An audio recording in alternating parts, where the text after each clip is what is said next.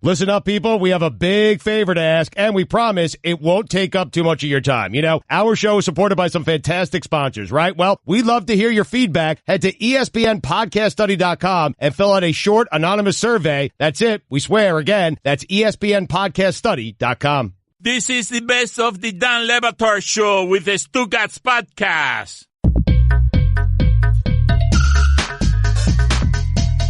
For those of you not familiar with what Tuesdays are around here, I will explain it one time. Greg Cote and Stugotz are the rodeo clowns. They are undefeated, never lost. And I'm sitting here in another version, another Tuesday. I've never won on any of these Tuesdays. The rodeo clown. I'm the journalism bull trying to do work. And the rodeo clowns always win. But I want to explain to people what it is that I'm experiencing right now as I'm preparing to try and get this lumbering behemoth of a ship off the ground and into the sky today. Because it's hard to talk about sports right now. You got the World Cup, but many of you don't want soccer analysis here, even though Mike can give it to you and give it to you very well. I don't think that's what you want here. And so we've got games going on, but those are the games people care about, but there's no good way to do them on the radio. So I'm sitting here and I'm trying to take notes, trying to figure out what the hell are we going to do for the next 3 hours of trying to make this jalopy get into the sky. And as I'm doing this, this is the bombardment I get from my left side from Stugotz while a bombardment is coming from my right side with Greg Cote. I'm sitting here trying to consume the details on this Kellen Winslow story as this is what I'm getting. Stugotz is waving a shoe at me saying, Dan, I'm telling you, I'm gelling. It's been life-changing. It's been life-changing. I used to mock it, but now I put it in my shoes. I'm gelling, and this is what he's yelling at me. I used to laugh at Dr. Scholl's, by the way. I no longer laugh at Dr. Scholl's. It is life-changing. Okay. Life-changing. Right, so I used to laugh at this product. Now I've tried this product. It is a life-changing product. As this happens, Allison bursts into the room, screams, oh, Landon Donovan canceled on us. And Stugotz yells, bleep him, he's a traitor. Oh. And then he goes back to waving his shoe at me. Yeah. And then he yells at me, Preston Wilson, 141 RBI. Yeah. Gelling. I can't get my eyes off the Preston Wilson season. I don't understand it. I don't understand how it happened. I really don't. I mean, the guy had 141 RBIs that finished 16th in the MVP voting. Wow. Can we go back to that season? Is that I want How is that possible? Hold on. I want to go back to the scene of the crime because I do not believe that we can do this enough as steroids completely mutated baseball. Can you please tell me again what you were just saying about Preston Wilson in that year? Is that for real, that he was 16th in the MVP voting with 141 RBI? He had 141 RBIs, 36 home runs, did it for Colorado, finished 16th in the MVP voting. Barry Bonds, I think, had 90 RBIs, Bill? 90? Yeah, he had 45 home runs, 90 RBIs, but he only had 133 hits because he was walked so much. Right. Wins the MVP. Robbed it, by the way, from Pujols, who had 43 home runs, 124 RBIs, hit 359. They both robbed it from Preston Wilson. Preston was 16th. He was only 2 spots ahead of John Smoltz. What? And he was 4 spots behind Richie Sexson. Hold on. Can we go? You guys we're the old people. Greg, me, and Stugotz, we're the old people. You guys come from a different time in baseball. Billy, you love baseball now, but didn't you love it better then? Wasn't all of that more fun? Wasn't steroids a lot more fun than what you're watching now, which is a bunch of strikeouts and a bunch of home runs? No, I was a little kid and I grew up with like morals and I was like, they're cheaters. I don't like that. I remember I would scream Baroid Bonds at Barry Bonds that season during the playoffs. We'd boo them, boo! And there'd be people holding up signs with syringes. And then we got Sammy Sosa and then we had the cork situation. Oh, it was so much fun. They were villains. Guillermo, give me again a couple of those Bond seasons in the middle of that and tell me why it is that we banished steroids right up until we now made it the voice of Sunday Night Baseball. Like, steroids are wonderful. Evidently, kids don't use them. You know that. That's bad. Don't do that, kids. Be very careful and make sure that your pharmacist is actually a pharmacist as opposed to the people we have down here who are pharmacists when they're not being DJs. Barry Bonds actually didn't have too many crazy seasons. He had 2001 where he was 73 with 137 RBIs, and he only had 156 hits, and 73 of them were home runs, which is crazy. But other than that, I mean, his high was 49 home runs the year before. Billy had 4 straight seasons with an OPS of over 1,275. Billy, like, how much better was baseball back then? Nah. Boo! Boo! I mean, why did we hate him? He was wonderful. Do you remember when they intentionally walked him? I think it was in Arizona with the bases loaded. They had a 2-run lead, the Diamondbacks, and they intentionally walked him in the 9th inning with the bases loaded, giving up a run just so they didn't have to pitch to him. Who doesn't long for that day? Seriously. All this drug testing you're doing across sports. It was my favorite sport back then. I remember that 2003 season better than I remember anything of the last decade in terms of that sport. You were reciting, Preston Wilson finished 16th. I was like, check out where Juan Pierre finished, because the Marlins won that deal. Yeah. Juan Pierre finished 10th in MVP. What? Way too Get high. out of here. Ahead of Mike Lowell. He was hugely important despite his noodle arm. Wait a minute. Give me all the voting that year. Give me all those crazy numbers from that one distorted year that you guys were following that was making you crazy. So because 2003. Sheffield finished 3rd. Sheffield had a year also. 39 home runs, 132 RBI, 330 average, and a 1.023 OPS. Where was he, Atlanta that year? Yeah, he was Atlanta. How about Tomei, though? How about Tomei? Oh, wow. He finished 4th, by the way. 4th, 47 home runs, 131 RBIs. I mean, this season was insane. This is just the NL. What was happening in the AL? But you were so busy booing these people who were making you love them. Yeah. Well, obviously, I didn't appreciate it. Everyone was doing the same thing that Barry Bonds was doing. So it's just like, this guy's cheating to do it. Surely Jim Thome is not. Or Albert Pujols, Gary Sheffield. Javi Lopez, how did he finish 5th? I never got why they called him Javi Lopes. Hold on. He had 43 homers. Guillermo. Yes? When you were growing up. Atlanta was stacked, huh? Yeah. Good. Andrew Jones, man, I miss him. That guy was good. He signed an autograph for me once outside of Pro Player Stadium. I ran up to his rental car. He signed the ball for me. It was so cool because he was good then. And I remember he signed for all the people, and he's like, hey, don't scratch my car with your watch. He was a lot. I remember Andrew Jones in the World Series, I think against the Yankees, and he hit 2 home runs, and I said to myself right then and there, this is going to be the greatest baseball player that ever lived. Oh, I was so confused that World Series as a little kid, and Andrew Jones going off, and he didn't speak English at first. It's like, how does Andrew Jones not know English? How is he... What? What is happening here? And then Andrew Jones graduates to the strip club trial where he's on trial and he's having so much sex that when they ask him the names of the women that were in the courtroom that he was testifying about, he's like, I don't know. I don't remember any of this. I don't remember. Oh, yeah. Wait a minute. No, Andrew He didn't Jones, speak English also? Yeah, the whole I just thing remember him is signing my crazy. autograph. Yeah, and telling you not to scratch his car. Yeah, gold gloves. Man, he was fun. He was so good at defense. I miss good defense. Hold on. Let's backtrack for just a second. You realize that I was a controversial columnist at the Miami Herald saying, hey, these steroids, it's kind of great for everybody. No. Shaped Billy was there. Baroid Bonds. Now look at what the sport is. Now it's so damn specialized. You can't have a guy who's got, Billy, that might be the most absurd stat I've ever heard. How many home runs did Barry Bonds have that one season with how many RBI? It might be the single most absurd stat I've ever heard in baseball. This year, the year that he won, 45 home runs with 90 RBIs? Yeah. That's crazy, silly. They were terrified of him. Nobody wanted to throw the ball anywhere near the batter's boxes. So then I found out Andrew Jones is from the Caribbean. I'm like, okay, cool. I guess he speaks Spanish, and they spell his name a little bit different. Then the World Baseball Classic comes around, and he's playing for the Netherlands. What?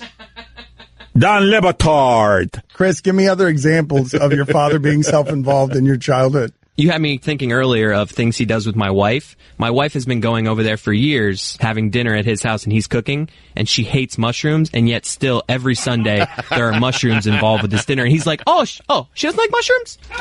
Love me some mushrooms.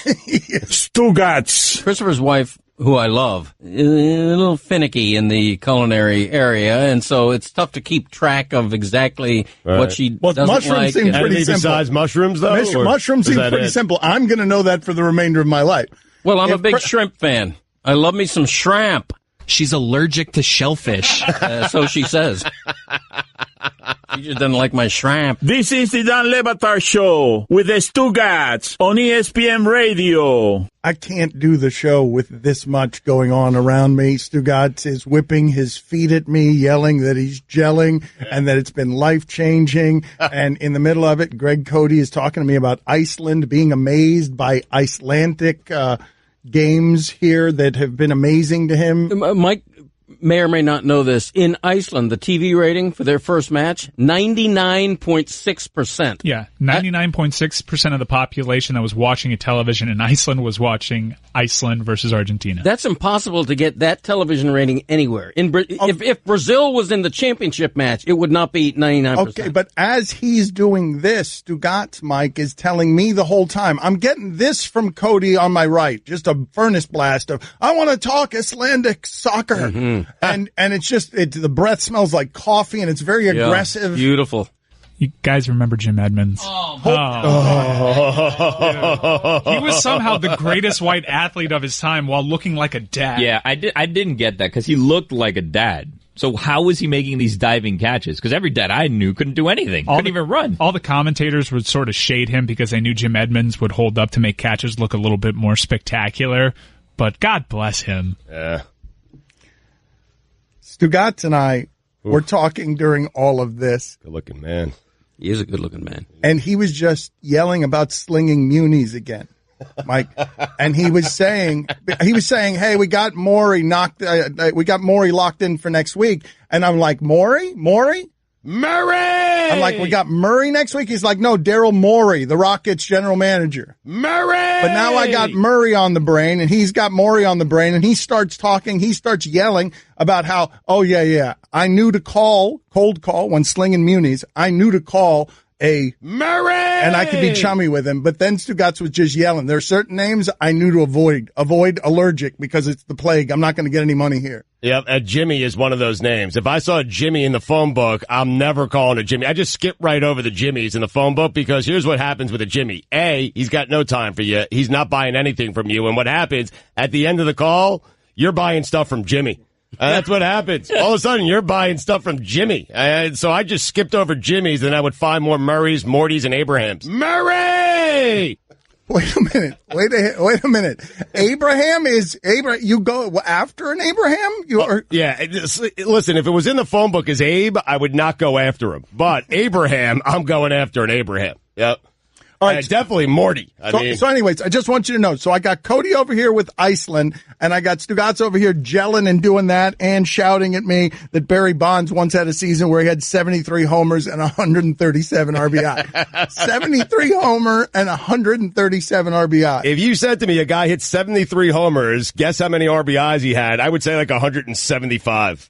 And I realized that because we were just celebrating this time in baseball so joyously, I realized as it was happening that this is the only topic from Greg Cote to his son who works on this show with me in between and all the people on this show. It's the only topic that all of us care deeply, weirdly about 90s baseball. One subject in the world brought us together, and it was Otis Nixon. You guys remember how the LA Dodgers were just running the Rookie of the Year award? Yes. If you were an LA Dodger rookie, you were winning the Rookie of the Year. They owned the 90s. How are they not still a dynasty that they should have built in the 90s with all these amazing players? Who were their Rookie of the Year winners? So they did from 92. So 92 they had Eric Karros, 93 Piazza, 94 Mondesi, 95 Hideo Nomo, and 96 Todd Hollinsworth. A dynasty! Hideo Nomo. Yep. That brings me back, man. A decade! Hollinsworth tailed off. They really should have done more winning, to be honest with you. They really should have. Who was the Every manager? year, Lasorda. Oh, God. Overrated. Every year they have a Rookie of the Year. I mean, Lasorda, he managed for a long time. His managerial record was 1,599 and 1,439. What So happened a little better to the baseball manager like Tommy Lasorda, who was foul-mouthed in private. He was terrible to people. He was a cartoon salesman in a time in baseball where the manager mattered, and he was getting all sorts of endorsements to where we are now with baseball. Like, can you imagine someone like that? I mean, we had him here in Miami for a minute, Ozzie Guillen, but then, he said he loved Castro, and that was problematic. Castro, God. Now they're all Ozzie just never worked again. What just happened? now all MLB managers are former backup catchers. It's just not fun, and they were playing like fun. 2 seasons ago. I miss Charlie Manuel.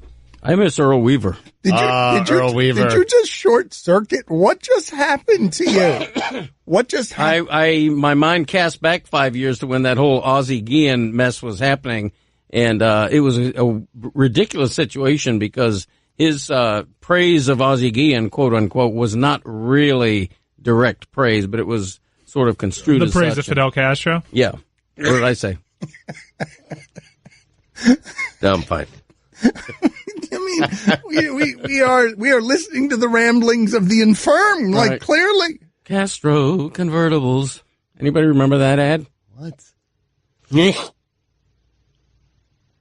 What? You don't remember that? What struck me as weird that, you had a Castro All right, convertible in Mike, South hit him with a Florida, show and- killer. Like everything just died on his lap. We should disqualify him like Phil Mickelson. I'm going to bring us back. Billy, check out, speaking of 90s baseball, this name will resonate with a lot of people. Check out the 1996 season of Todd Hundley. Oh, have some fun with that. Talk about another guy that looked You like got to a look at all the dad. seasons around. Yes, Hundley did look like a dad. You're right. You got to look at the seasons around the season that I'm talking. Go ahead, give it to us, Guillermo. Wow. So, Give it to us. 93, Todd Hundley had 11 home runs. 94, he had 16. 95, he had 15. 96, he had 41. More people in sports who look like a dad. Greg Olson, I nominate him. Next. I ain't got time to bleed. Hal Morris. Oh, my God. People are just texting and tweeting in, and I think it's younger people because they have no idea that this happened, the 90s. Larry Walker, 97. Holy bleep. Well, I just don't understand how it is that this is the only thing that reaches across all the generations that we have sitting in this room right now, is that time in baseball when we cared like that. And now, I mean, you can name your local guys, but we didn't care. That sport mattered so damn much. Jeff Kent, your friend's dad that you were scared of. Oh, yes. That's so true. Don Batard. I get many complaints about why do you cut Cote off so much? Why don't you let him talk more? He has no governor whatsoever for what others find interesting. It's just for what he finds interesting. And what he finds interesting is himself. Stugotz. I'm interested in people, so maybe people are interested in me. That's my governor.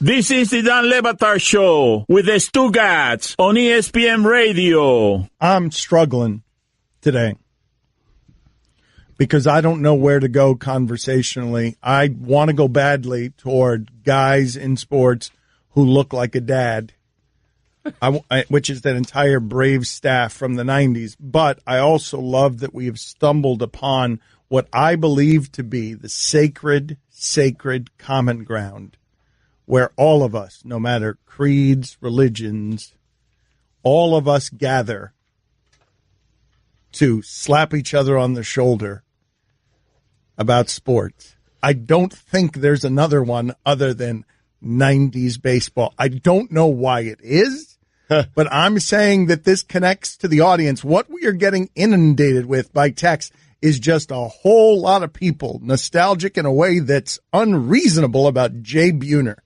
Oh, Buhner. Oh, man. That guy looks so good. Buhner. One of the coolest teams ever. One of the coolest teams ever. He looked like a dad. But like a late bad dad. Late 90s dad. Like weekend dad. Motorcycle dad. Yeah. Yeah, Buhner. Ooh, did he have some seasons? I mean, Dante Bichette, Dante. Stepdad. Stepdad. Definitely stepdad pulling up on a motorcycle. Oh, Funkle. No, Funkle. Ellis Burke's dad. Can't forget. What? Oh, Dan Wilson. The one crappy player on that team, but steady Eddie. Eddie, yeah. And looks like a dad. Yes. How How is this the connection point? Seriously, Stugotz, what is it about this time period? Because if you go back a little further to Oscar Gamble and funny guys, Claudell Washington, when people were growing up on Braves and America's team and they were learning baseball in a much different way. We were all being introduced to cable television at the same time. That time is too early. It's this specific wheelhouse of like, I don't even know what it is. Is it 92 to 97? Because it's not even all of the 90s, is it? The wheelhouse is Bobby Ayala. Yeah. Yes. And Rick Aguilera. Yes. I mean, for Bichette, it was 95 to 97. So I think you're right. It's not the entire decade, but it's like 92, 97, somewhere in that range. Oscar Gamble, because of that fantastic afro of his underneath that little baseball cap, I feel like transcends eras. So no matter what era you're talking about, there's always a place for Oscar Gamble. Milton Bradley was terrifying. Oh, yeah. He really was. What a bad Carl guy. Everett. What? Carl Everett. Oh, my God. Carl Everett? Yeah, Carl Everett. Oscar Gamble introduced me on cable television to the afro. Not even making that up. He came in running in for a fly ball, and his cap would always pop off. 60-year-old Willie McGee always playing somehow. Yep. Look like a grandfather. The same thing happened with Claudell Washington. Played with the biggest glove I've ever seen. But it's before this era that you guys are speaking of. This is not the connection point era. This is me, hey, old timer, nobody cares. Tim Salmon rocking the California Angels, and then the post-Disney ownership cartoonish Anaheim Angels when Jim Edmonds was diving around in center field. Love that team. Are there any Claudells left? Or was he the last one? That Mo Vaughn contract didn't work out for the Anaheim Angels. No. Claudell's still with us. Guillermo, put on the poll. Was that the last Claudell? You getting choked It up? was. It's such a beautiful name. It's such a beautiful name. Oscar Gamble is no longer living, just so you know. He's no longer with us. Well, Did you know that? no. I'm just letting you know, man. The Urban Dictionary says Claudel is a wild and crazy woman.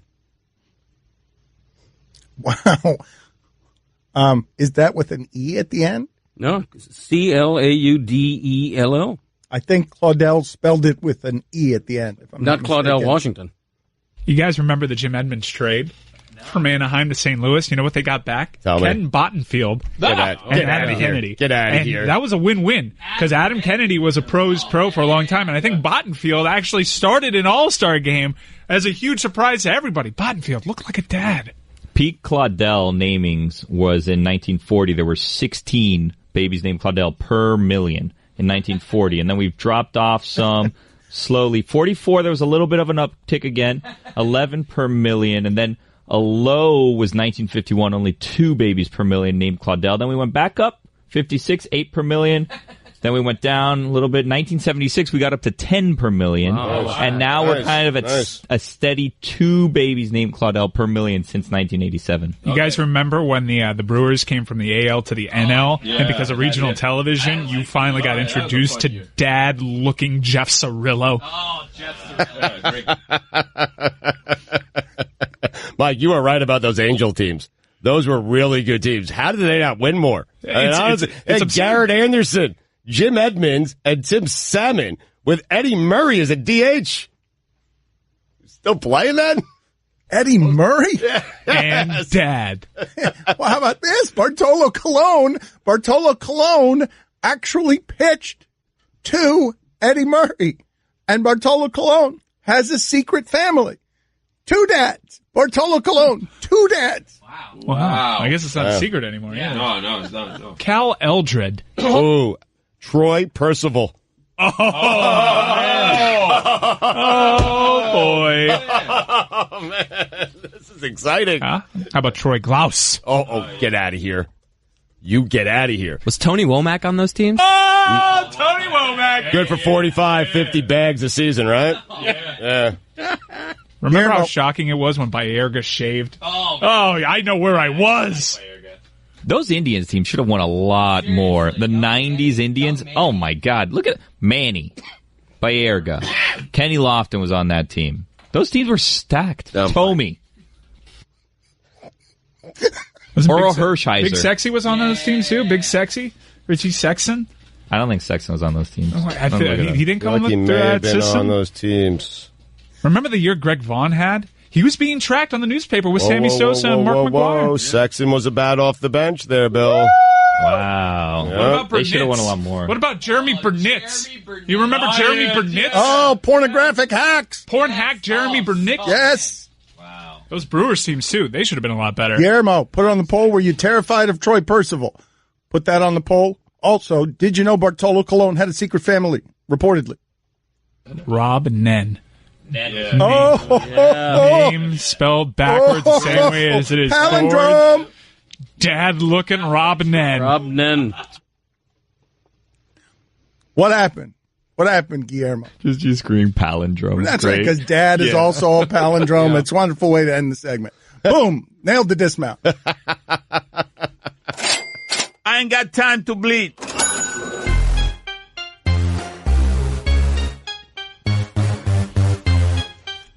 There's a reason why Dell is used in almost every office building. It's because the... What are you thinking about, John Jaha? You thinking about John Jaha? Because I'm thinking about John Jaha. I can't stop thinking about John Jaha. Why did we care so much about John Jaha? Why? It was unreasonable. Like, why? Still the only person in recorded history with the name John Jaha. there isn't no other? another John Jaha. A name that sounds like Cody's cough, right? A name. Jah. Jah. John what? That's a monster season, Jah. 35 dingers. Put it on the poll. Has there ever been more than just one person named John Jaha? Yes, sure. Put it on the poll. His father was Claudel Jaha. You know. I don't know what to do. One more. Thank you for that. Dante Bichette. Said that, Nick. Covered him. I think the Stepdad. segment started there. 2 minutes. Yeah. Cody, get out of here. 2 minutes. Get out. Get out. 2 minutes. Christ almighty. Christ almighty. Dante Bichette sounds like a French dish. Oh, you guys, Jeff Blauser. Oh, yeah. Oh,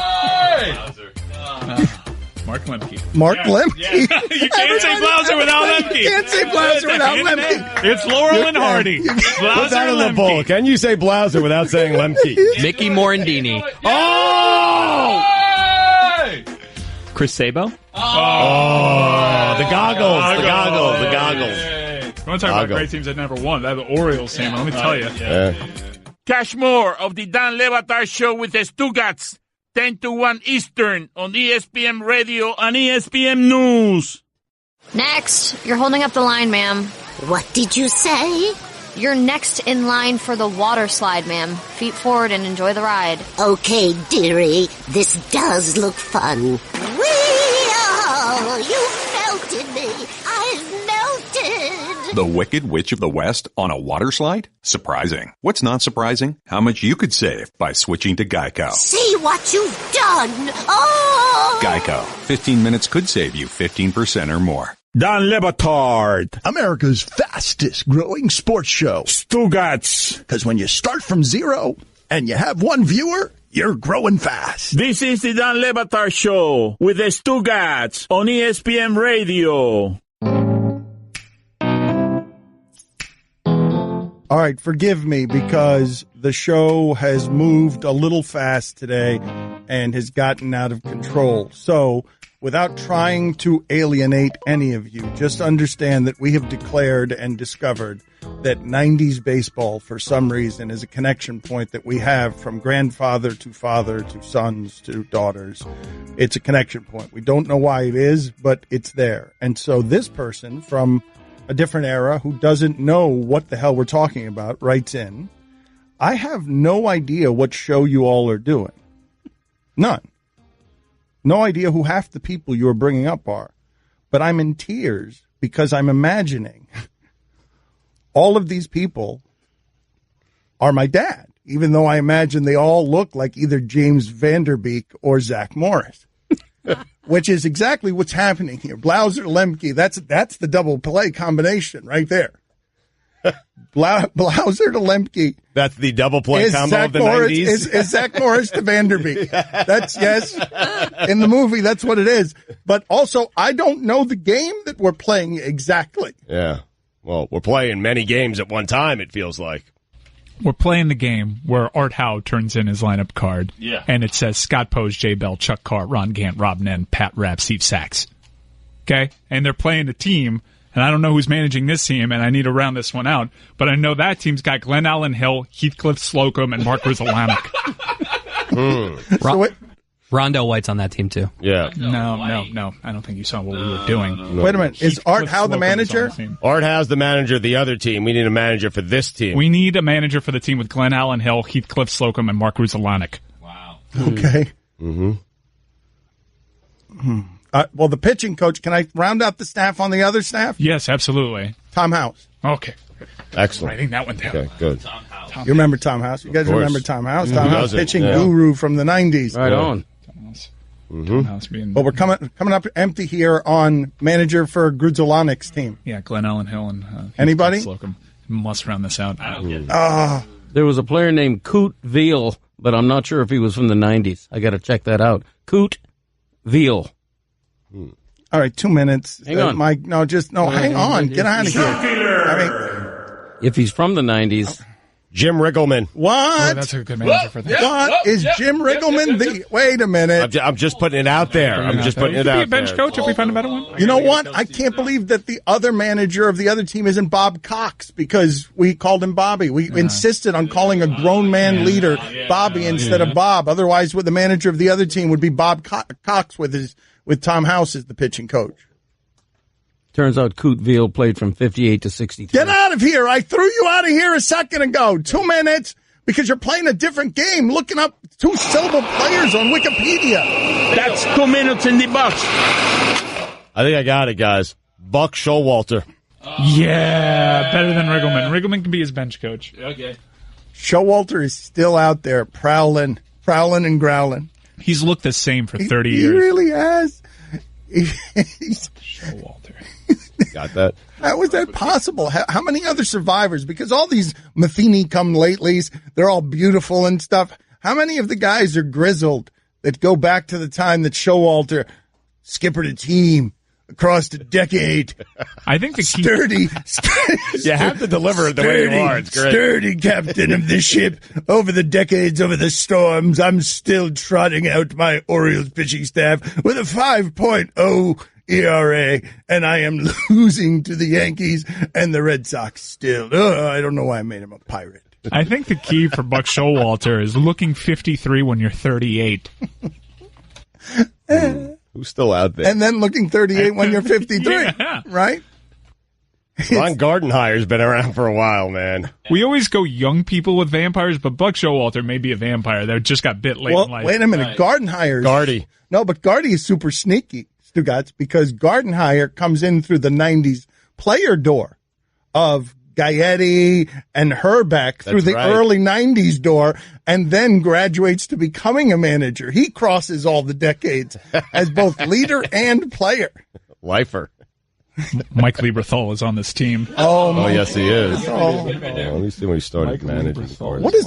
Chris, what is your dad doing today? Like earlier in the show, the Fidel Castro thing, like what is your dad doing today? I'm baffled. I asked him if he's okay during the break because it seems off. I have sound of that Fidel Castro thing that happened to him earlier. I don't think he understands what we're doing. I don't think so. Earlier in the show, it was incredibly awkward, and I don't even feel comfortable playing it with or around him because I don't understand what happened here. Mike, can you set it up? Because I don't particularly want to relive the sound, and I don't remember it clearly. Someone mentioned Fidel, and I guess Greg Cote felt the need to address Fidel Castro being mentioned when we were talking about Ozzie Guillen and brought the show to a halt. Hold on a second, though. Hold on. Ozzie Guillen, for those of you who don't know, and make sure Cody knows is a 5-minute major. Keep him out of here. Ozzie Guillen, we were talking about the idea. We were talking about the idea of wouldn't you love a Tommy Lasorda, one of these foul-mouthed managers who didn't care about anything, that was politically incorrect at every turn and was still getting the advertisements just because he was such a gas bag. And Ozzie Guillen is one of these players who comes in through the player and manager door, and he became a foul-mouthed guy who comes in and starts the ruination of baseball with a new stadium by leading off a tenure in a Miami where it's considered that Fidel Castro is our Hitler. He says that, Fidel Castro did some good things. And so that's where we were talking, in a dangerous place filled with landmines. And here is career Miami journalist Greg Cote and perpetually Anglo-gringo Greg Cote just doddering, stumbling around, not helping us navigate these landmines. Can you imagine someone like that? I mean, we had him here in Miami for a minute, Ozzie Guillen, but then, he said he loved Castro, and that was problematic. Castro, God. Now they're all Ozzie never worked again. What just happened? I mean, it sounded like he fell off his stool.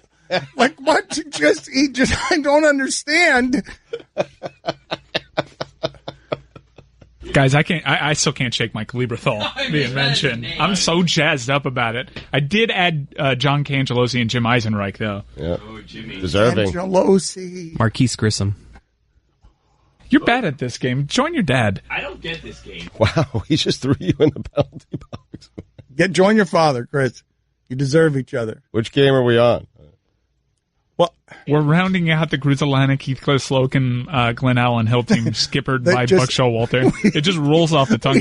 We want, whatever it is, can someone please write us the sentence, because you'll have more time to think about it than we've clearly had, because we're stumbling around on air. But somebody put together this team that by the end of whatever it is that this manager submitting this lineup card, what we want is to have a microphone that is covered in saliva. Okay. The goal, I know one of you can do this. This has been happening and moving too fast today to make it happen. But one of you will produce, the manager, Buck Showalter, submitting a lineup card of these 9 guys. And by the end of it, there will be slobber and drool like from a St. Bernard's face off of the microphone. That is the goal. So the manager is either Buck Showalter or Jim Fregosi. We haven't figured it out just yet. Right. And this lineup card is, I'm going to go as fast as possible. Glen Allen Hill, Heathcliff Slocum, Mark Cruz Atlantic, wow. You see what's happening there? I'm turning into Mel Kiper Jr. Glen Allen Hill, Heathcliff Slocum, Mark Cruz Atlantic, Michael Lieberthal, John Cangelosi, Jim Eisenreich. That's only 6 guys, though. We got to round it out. I didn't say 20 names. I need a pitching staff. I need the starting rotation. I need the members of the bullpen. All right, I'll get Brett Saberhagen in here. Okay. Ooh, Saberhagen's a good one. Sabes is good. Now, how about, is Quisenberry's too early, right? Quisenberry. How about Isringhausen? Too early. Ooh, Isringhausen is Jason. pretty good. That's a good one. That is a good one. It's a good one. Hey, hang on. You're going to... These names take 20 minutes to write. Now, but there you go, Mike. Isringhausen is your starting pitcher. He's certainly on the staff of 5. That by the end of the next segment, I want you to shout this lineup card at Greg Cote till you slobber under a microphone and he gets disoriented and careens from the room. How many S's in Isringhausen? Ooh, Jared Saltalamacchia. Whoa!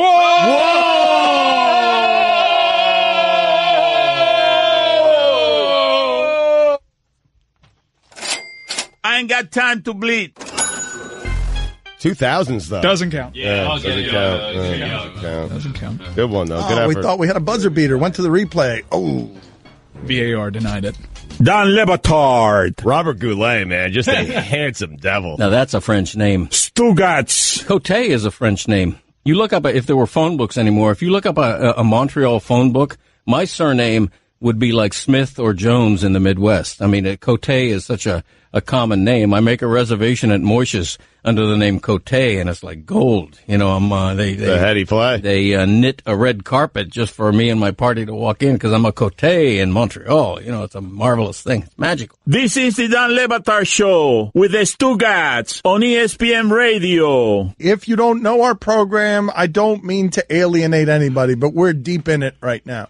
So just bear with us for a second as I try to get some people caught up because everything's moving too fast around here. Oof. Greg Cote of the Miami Herald has been spinning like a top. We've had to throw him out a couple of times. We got a Trump-Gotz in the hopper here that I've been wanting to get to because the President of the United States sounds like Stugotz sometimes, and Stugotz with the cadences, Stugotz, even with the things that he says, sometimes Stugotz sounds like the president of the United States. And so when you step back from our show and realize that Stugotz is running our country, it's an amazing thing to behold. And so, Mike, do you have the comedian who does the Trump-Gotz? Has it been vetted yet? Because that's someplace I'd like to end up. Okay, I think we'll get there. I have sent them to Mike. I think they're funny, but Mike needs to listen to these things before we air. Right. Well, but in the middle of that, Allison is talking to me about Landon Donovan. Allison, can you explain to me, please, what happened with Landon Donovan today? Because he was going to join us,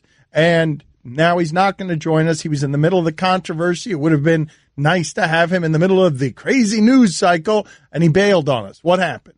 He was scheduled yesterday. Then at midnight, I got he's not available when he was already scheduled from a different person. And then this morning, I received a note that he needed to cancel. And then through a back and forth, he reached out and apologized for the conflict. So he will be joining us, just not today. All right. So we've got that cleared up because we wanted the voice of American soccer, who is now endorsing Mexico on behalf of Wells Fargo. Wells Fargo, you may be familiar with, $1 billion in mortgage fraud, slinging munis. Call the Murrays and the Abrahams, not the Jimmies. Stay away from Jimmies, man. Careful with the Jimmies. Yes. Murray! Murray, you light them up as much as you can. Any Murray you find in the phone book, you will soften him over time with slung munis. I just wrote down Phil Nevin. I don't think it works for either of the games, but I like his name. Yeah, good name. What year did he play? Like, what was his prime? Turn of the century, really? Yeah, okay. Phil Nevin. Pods. Yeah. You get Benny Agbayani in there? Yeah, he's on my list. Right Benny under in the Mets. Yeah. Right under Geronimo Baroa. Does John Kruk go on the other team, or are we still taking? John Kruk does go on the other team. That's a good one. Get it in there. Is he a 90s guy? Do you bat him ahead of or below Movan? You got to get Doug Strange on that two-syllable team. I think you're on 80s. No, he's a 90s guy. Is Doug he? Strange. Doug Strange. Cody finally figuring out the game we're playing, even as all of us don't know the game we're playing. Thank you.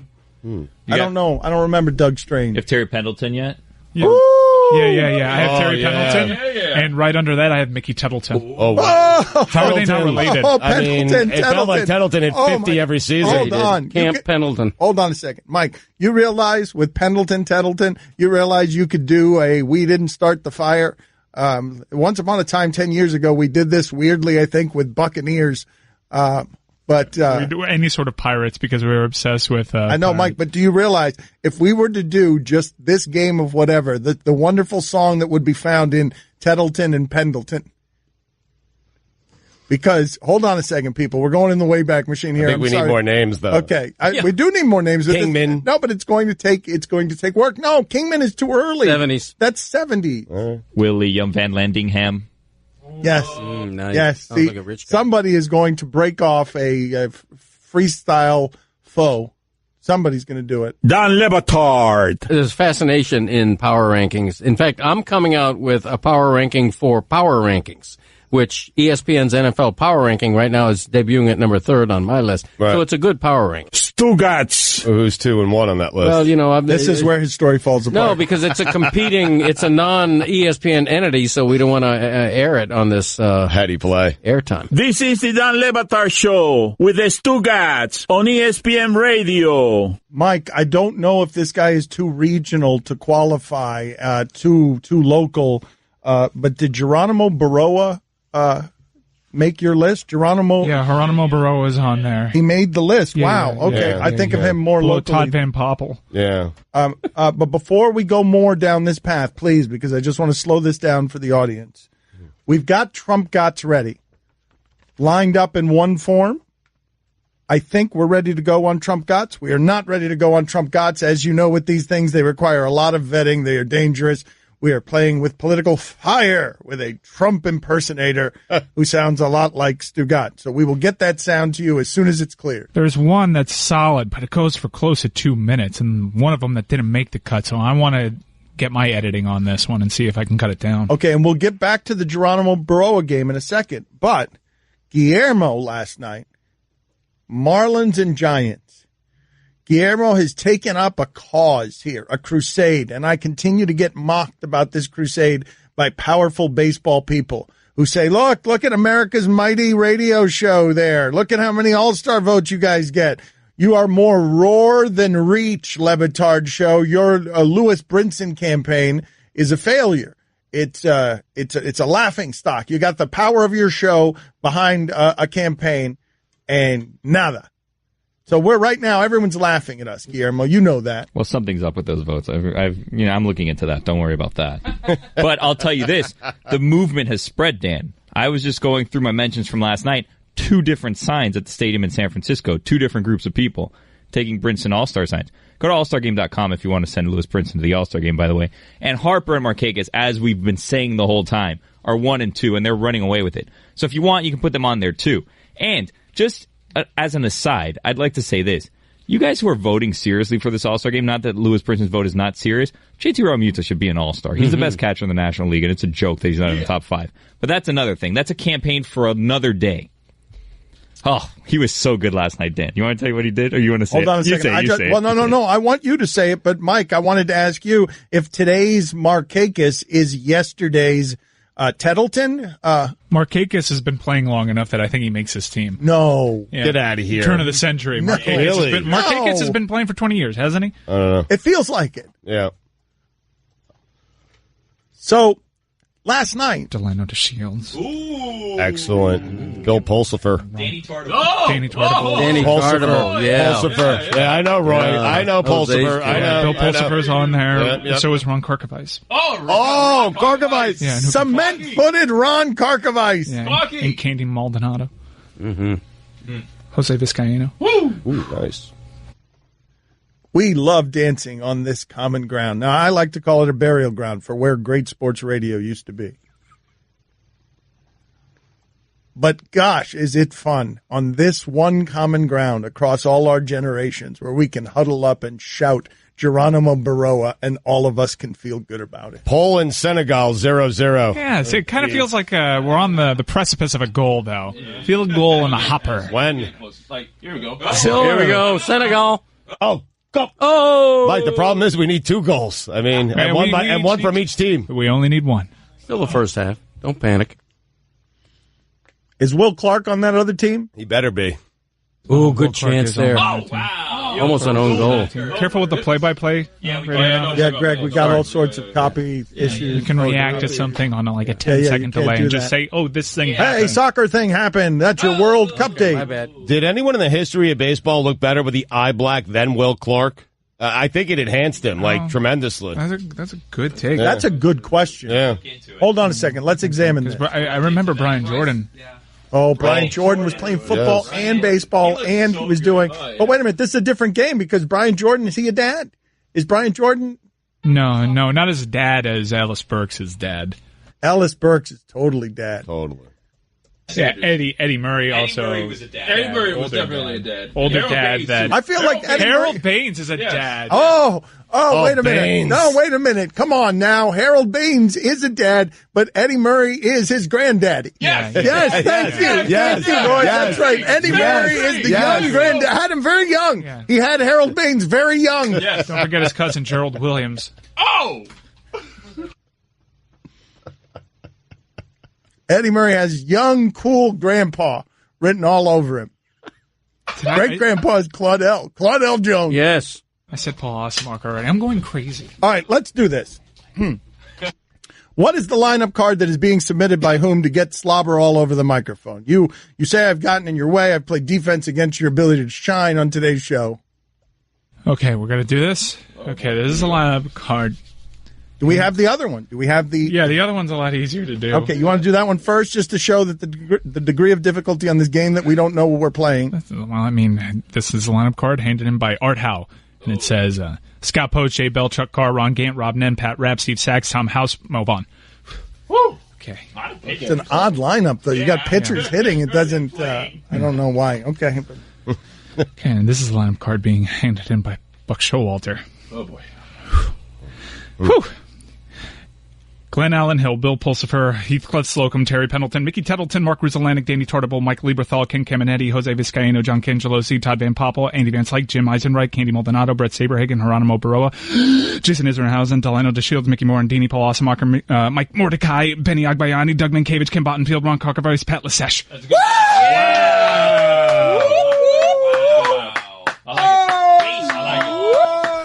So Major Leagues. That's 97 wins right there. 97 wins right there. Yeah. Still no goals.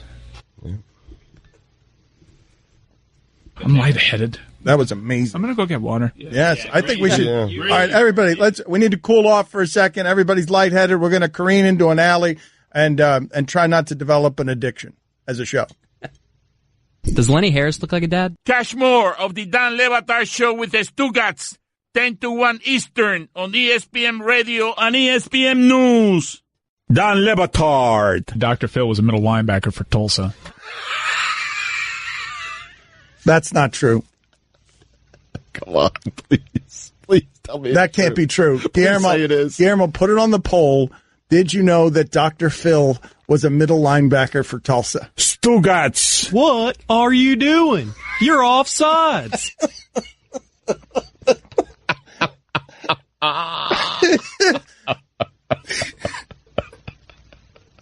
Now that's encroachment.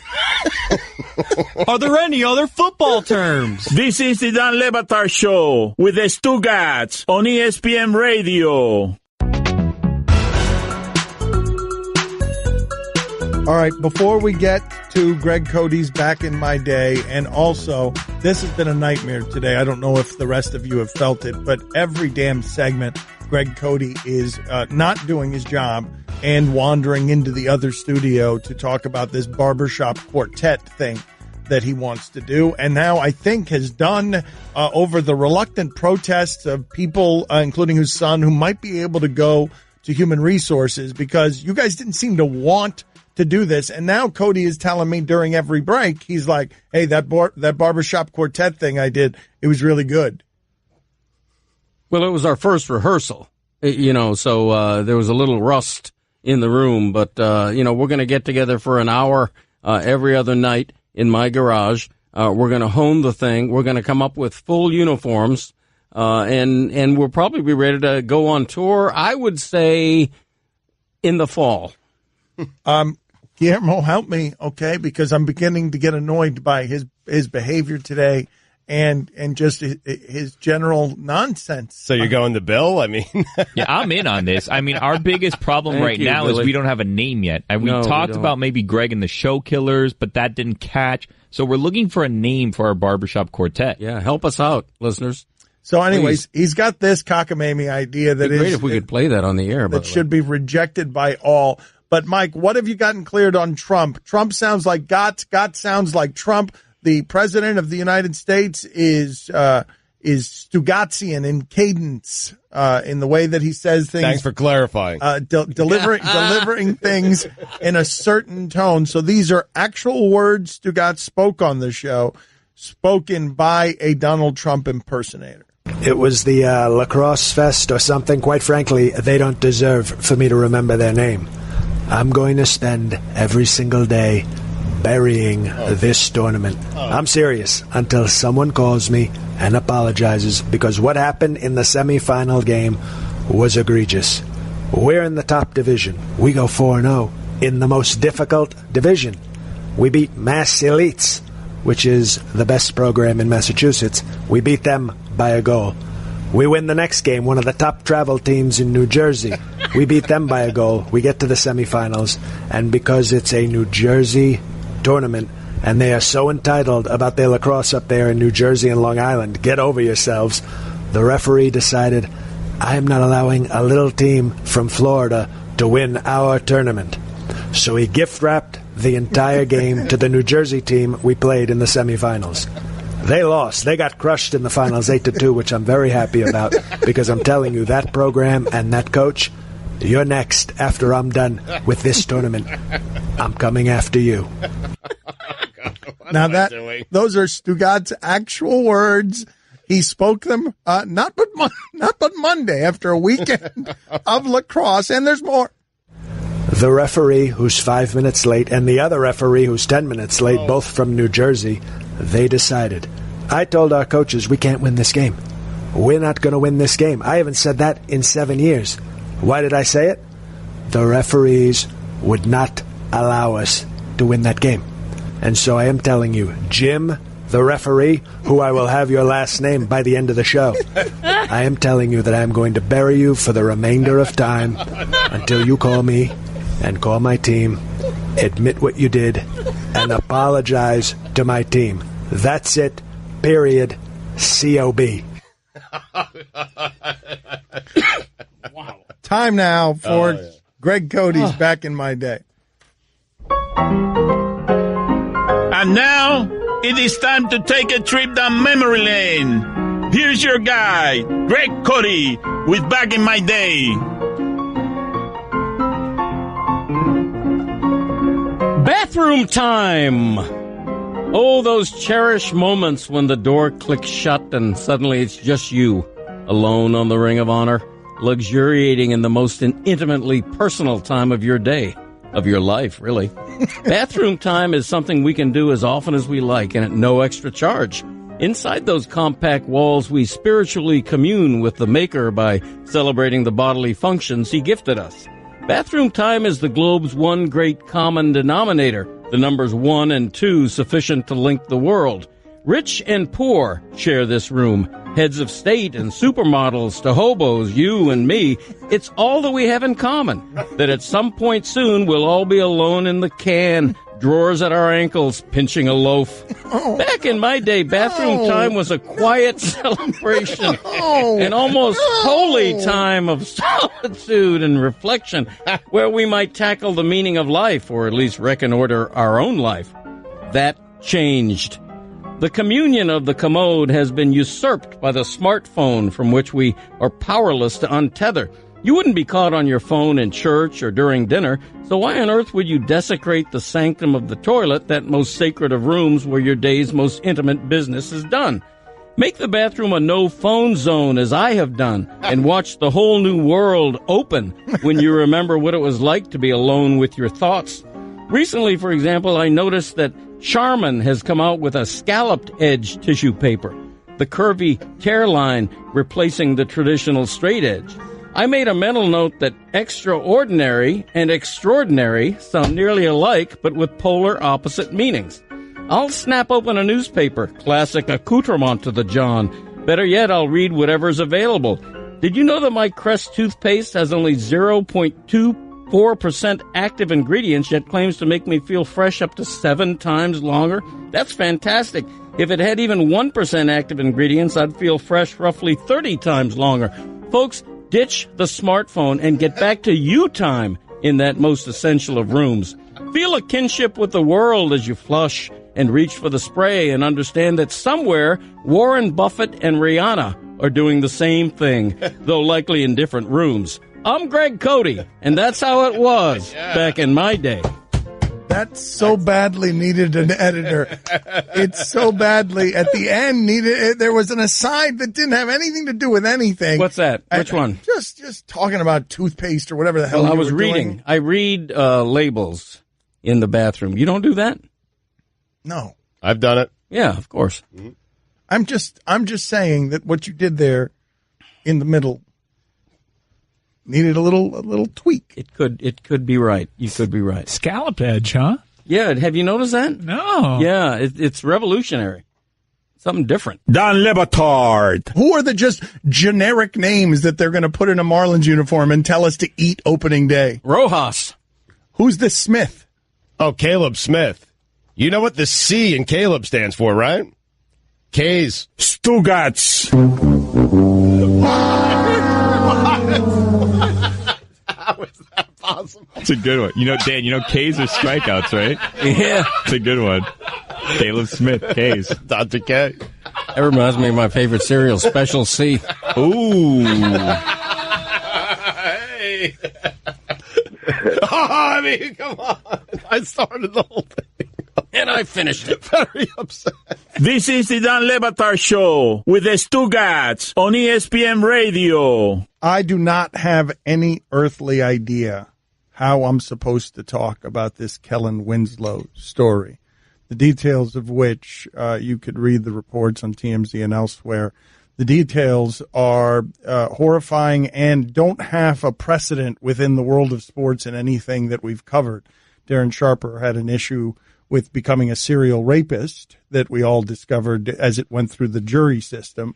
But we've not seen what this is in terms of allegations, where a football name, Kellen Winslow, football royalty. How many names are there? The Mannings. How many names are there that represent where you think of them like you think Colangelo in basketball? We're gonna get Hinkie out of here. We're gonna bring in Colangelo because that's a name that can just settle things. Family name. Yeah, Dad's in the Hall of Fame. Yeah, I mean Winslows are certainly one of those names for sure. So he's a tight end before anyone's this kind of tight end. Super athlete LeBron. That's his father, and now his son is being accused of being a serial rapist against helpless women, homeless women, elderly women approaching 90 years old.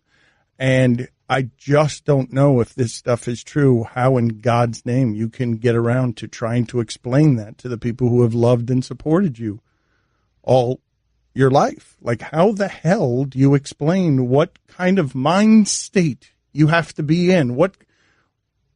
I don't have a way to discuss this intelligently because the subject matter just feels creepy and degenerate and wrong in a way that's hard to articulate because I don't have it.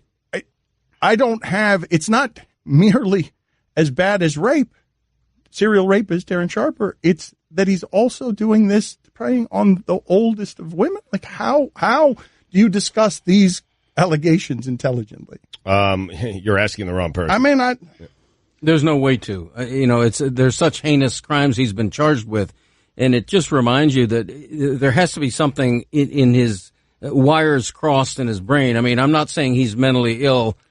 It just seems impossible to believe that anyone sane can do something like that is this evil. Yeah. You know, it just seems and I don't know, maybe I'm being naive. And it's just a reminder that, and it was just a week or two ago that Anthony Bourdain, the great chef, commits suicide.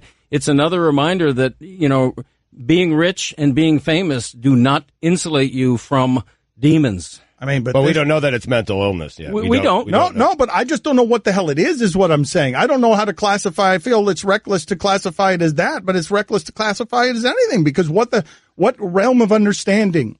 When we were trying to talk about this Sandusky stuff in real time as Penn State was happening, like what realm of understanding are you going to reach your audience on, the idea that someone would be committing sex crimes against kids because sex crimes by themselves are horrific, but the idea that you would be doing it to the most helpless on the extremes of the age spectrum, like, it's just outside of my realm of comprehension. Can you imagine? Because you talked about how do you explain this? How do you discuss this with your family?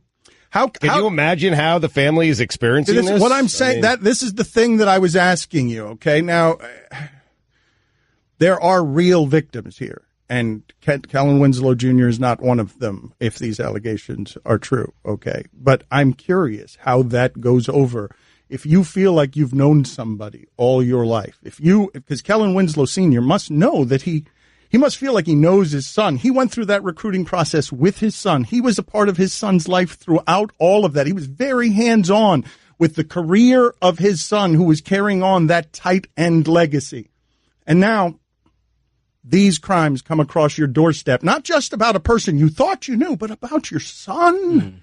And now he's taking the family name with him through this. If this is true, he's taking the family name through this. How the hell does anyone explain this? Like, I give you the allegations. I give you the crime.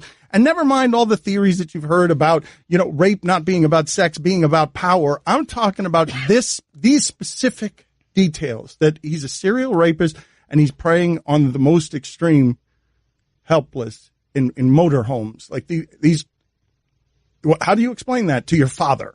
It's uncharted territory for everyone. I don't know how you explain that to your father. I don't know. How do you explain it to your mother? Even if you say, hey, mental illness and football, I don't know if dad could, I don't know. Does he forgive you in that spot? Do the family, because parents have a tendency to forgive their kids for just about anything. So what happens there? I felt, weird for Sandusky's wife going through all of that, having that in her home without knowledge of perhaps having that in her home?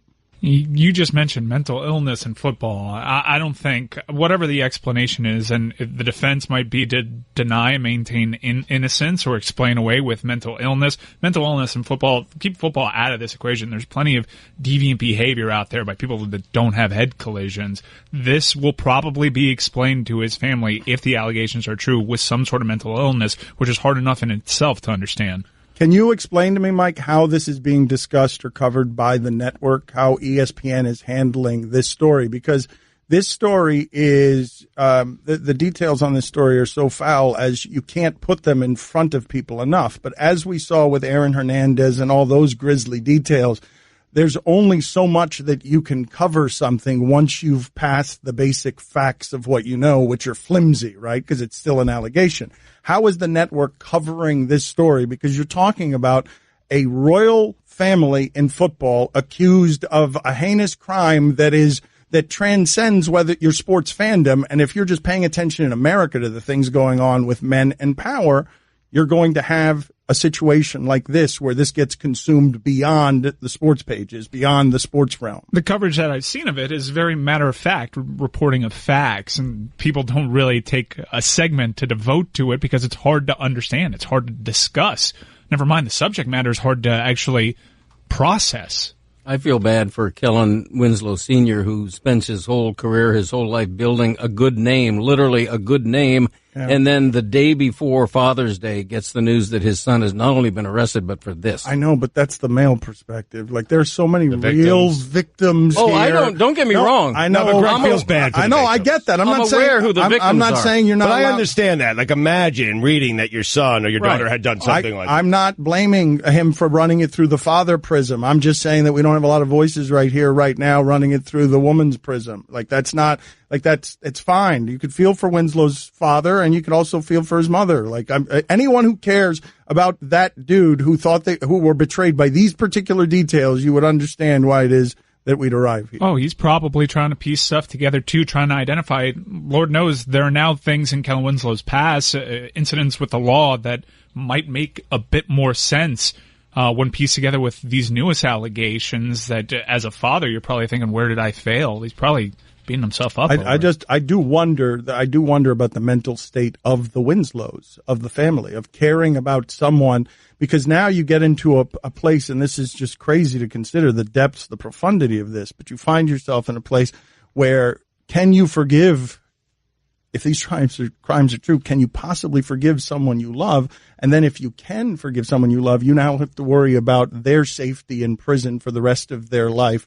And, whatever their suicidal state might be, because they're Aaron Rodgers. So if you forgive that person and still love that person. Aaron Hernandez, excuse me. Sorry. If you forgive that person and still love that person, then you find yourself in these situations where, how do you manage that one? How do you manage that one if you're Kellen Winslow Sr.? I'm going to the wrong person on this? I prefer you not ask me about this topic anymore. Dan Le Batard. You want me to get real? Stugotz. I'll get real. This is the Dan Le Batard Show with the Stugotz on ESPN Radio. ESPN Radio is presented by Progressive Insurance. Guests on the Dan Le Batard Show appear via the Shell Pennzoil Performance Line. Here's your SportsCenter update. The Nationals have acquired reliever Kelvin Herrera from the Royals for 3 prospects. June. Bartolo Colon earned his 244th win, passing Juan Marichal for the most by a pitcher born in the Dominican Republic. Dennis Martinez has more victories among pitchers from Latin America with 245 wins. Think Colon gets to the Hall of Fame? I think you might. I'll be the judge of that. What? Okay. What do you mean? He's steroids. And secret family. Don't you dare say that about Bartolo Colon. Are you kidding me? Reportedly secret family. He's like a Hall of Fame character. He is. I think he's deserving of the Hall of Fame. I think everyone would love if Bartolo Colon. That's a different Hall of Fame, though. That's a totally different Hall of Fame. You want to do a Hall of Fame of characters? Sure. Would Bartolo Colon classify, Mike? Yeah, him, Alfredo Meziga. Mezzi. That's not a character. Why can't he be like a contributor to the game? Yeah. Same thing with like Jose Canseco. He should go in as a contributor to the game. He cleaned up the game that he dirtied, but he cleaned it up. No vote. Just checked his stats. 4 All-Star appearances, insufficient. This is what I hate about Hall of Fame voters. This is right here. This is everything. Okay, good. Keep guarding the gate. Like Billy White Shoes Johnson. I don't think he's in the Pro Football Hall of Fame, but he should be. He's a character. That's what I'm talking about. Those kind of guys, you know? A.J. Pierzynski, Kevin Millar, characters. Yes. Bobby Jenks, honorable contribution to the game. Just fat. Yep. And finally, pooping creates the same pain as childbirth for sloths, which is probably why sloths only poop and urinate once a week.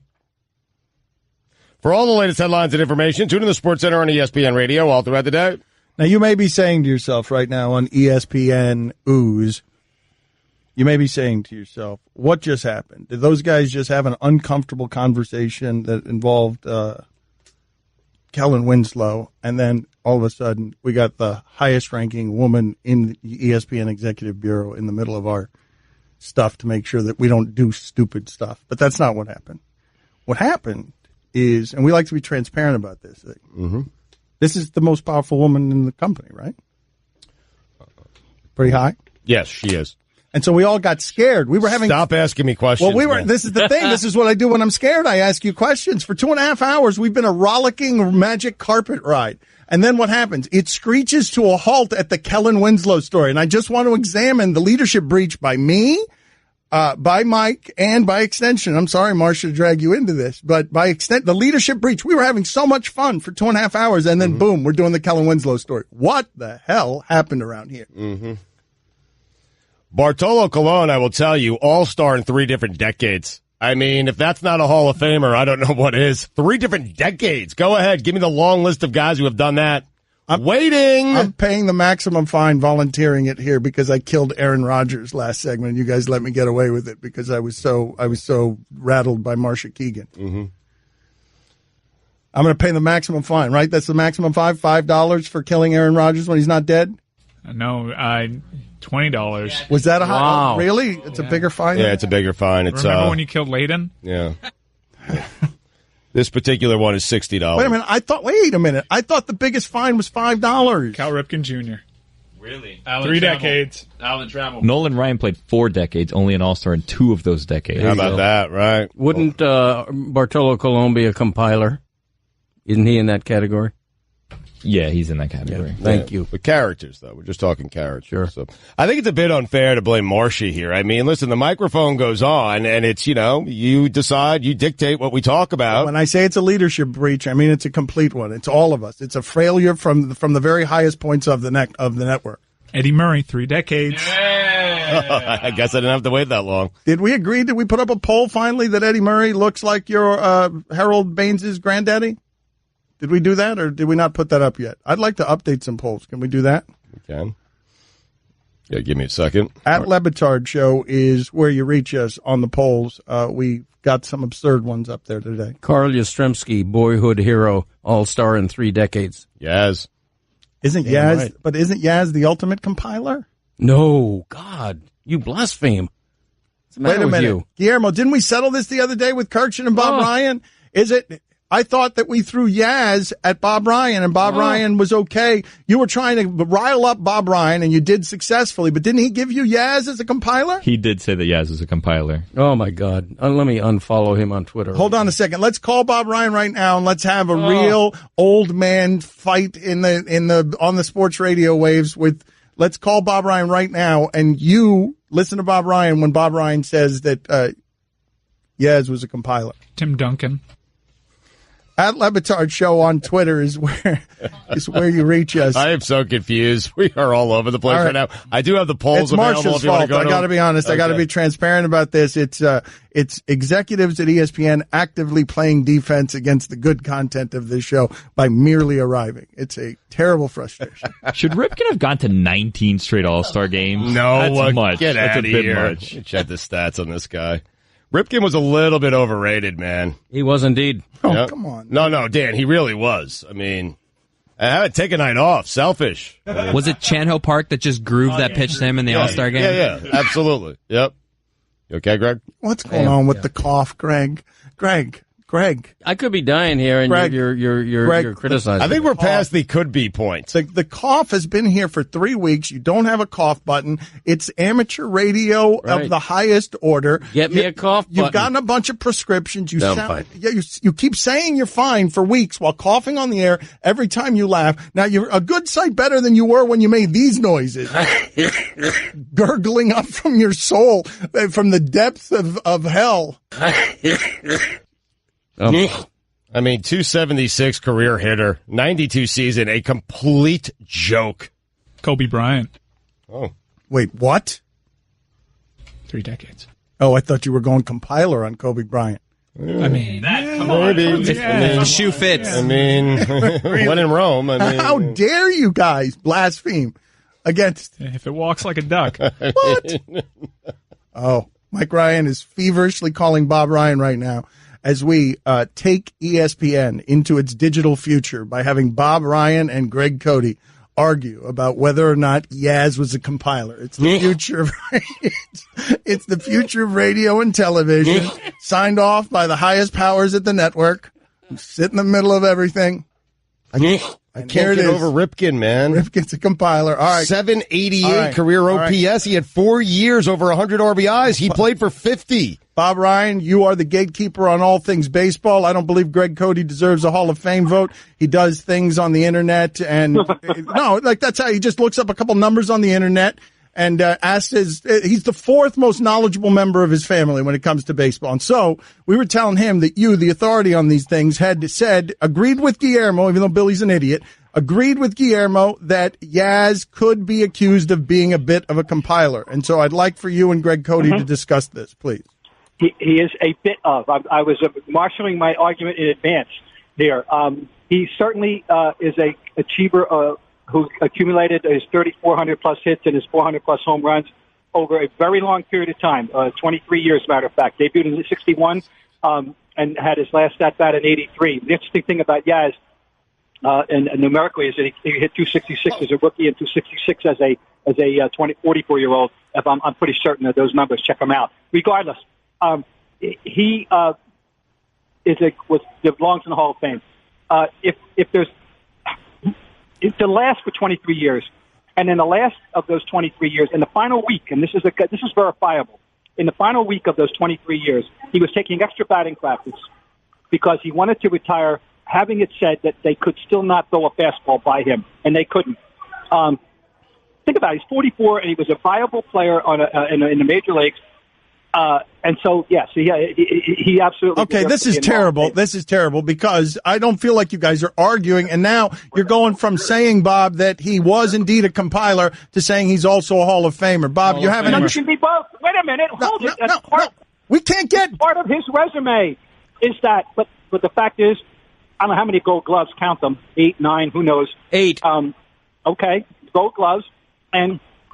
Not for nothing was he nicknamed the captain. Bob, he's a compiler. Not for nothing, he's nicknamed. He's a compiler. Let's just say it and let's have the discussion instead of talking around it. 7 Gold Gloves. 3 batting titles. Exactly. Where are you? Who's with you? Bob, where are you? Where are you? All right. No, but I already told your producer I'm having lunch with a distinguished baseball mind and historian of your acquaintance, Gordon Eads, okay? Well, put him on the phone. Put him on the phone. All right, we will. Hello. Dan Batard. Hello, Gordon Eads. How are you? Excellent. I'm sorry to interrupt your lunch. Where are you guys lunching? We're lunching at Game On, which is right around the corner from Fenway Park. That's wonderful. Of course you are. Right. So you're the perfect people to come to. I was scared of Gordon Eads as a beat writer when I was young because he had scouts in his wedding and he had all sorts of sources. I didn't have any sources. I was just running around terrified. Gordon Eads, Carl Yastrzemski. You're on the air, by the way. I think somebody should have probably told you that. Carl Yastrzemski, probably. Compiler. Yes or no? You're a national baseball voice of big repute. By the way, Ryan was correct. 266 as a rookie, 266 in his final season. Yeah, he was a compiler. He played 23 seasons, but he also is indisputably, in my mind, a Hall of Famer. How can you be both? Cote, more aggressive. Well, Sports radio's more aggressive. You can compile great numbers over years and still have. We're talking about a guy who was an 18-time All-Star, Right. 7 Gold Gloves, had arguably the greatest single season ever in 1967 when he won the Triple Crown, and in the last 2 weeks of the season hit over 500. Trying to get a word in edgewise here. 7 for 8 on the last week of the season. Go for it. Bob, isn't it true that... Bob, we're not talking to Bob anymore. I thought they were both on the phone. Thank you, Bob. Bob's in the room. Thank you. Thank you. 2 minutes. Gordon, can we say this? Thank you. Ipswich 2 clams? minutes. What are you guys eating? Out. Get out of here. Gordon, can I say this? Unbelievable. Get out of here. Gordon, can I say this? That Yaz is overrated? Can I say that? No, let's go. Done with segment. Red Sox Nation was founded by the 67 Red Sox. True or false? Full-blown senility has broken out on the air from Greg Cote. Oh, God. Oh, for the love of God. I'm fine. What is happening here, man? I backed away from the mic so nobody would pick up my call. Get out of here. What a joke Ripken is. He really is, but not Yaz. Get out of here. I ain't got time to bleed. Marshall, you get in there with it. Disrespecting my childhood hero. Gordie Howe, all-star, God, 5 different terrible. decades. You're terrible. 5 different decades, Gordie Howe. You can listen to the Dan Le Batard Show with the Stugotz 10 to 1 Eastern on ESPN Radio, and you can watch on ESPN News.